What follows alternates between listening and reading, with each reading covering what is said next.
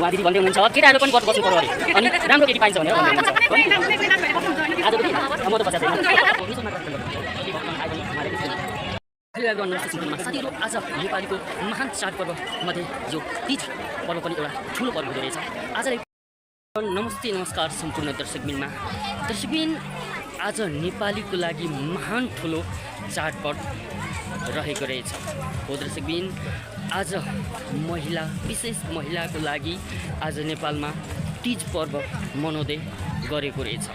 यहाँ तपाईँ हेर्न सक्नुहुनेछ कतिको भिडको सङ्ख्यामा मान्छेहरू यहाँ पशुपतिनाथभित्र जाँदै गरेछ, कतिको रमाइलो गरिरहेछ।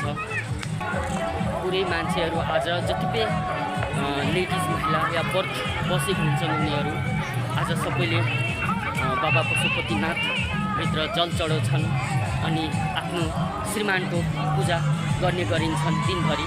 कतिपय महिलाहरू यहाँ रमाइलो गर्दै गरेका छन् जुन तपाईँ यहाँ हेर्न सक्नुहुनेछ। उहाँमाथि कतिको रमाइलो भइरहेछ। तपाईँहरू कतिको रमाइलो गर्दै हुनुहुन्छ आज यहाँ पशुपतिनाथ? आज एकदम रमाइलो, भोलेनाथको व्रत बसेको दिनमा एकदम रमाइलो भइरहेको छ।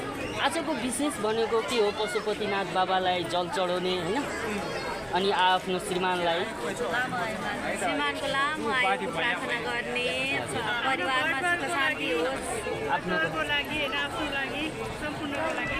आज यो पशुपतिनाथ मेन गेटनिर आज महिलालाई मात्र प्रवेश दिइरहेछ, यस्तो किन होला? यो चाहिँ आजको दिदीबहिनीहरू अब पुरुषको लागि व्रत बस्ने भएन, पुरुषको लागि व्रत बस्ने भएन। दिदीबहिनीहरू चाहिँ व्रत बसेर आएको हुन्छ नि त, उनीहरूलाई चाहिँ अब छोरा मान्छेहरूसँग त्यो मिलानफेल हुन्छ, व्रत बसेको मान्छेहरूलाई गाह्रो हुन्छ, त्यो भएर चाहिँ होला जस्तो लाग्छ है।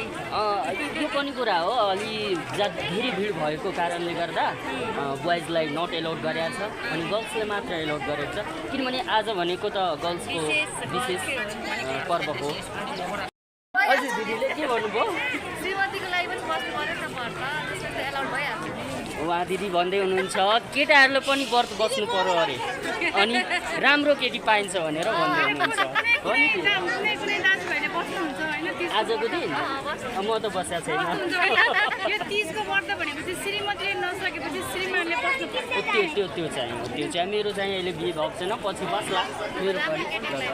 धन्यवाद है।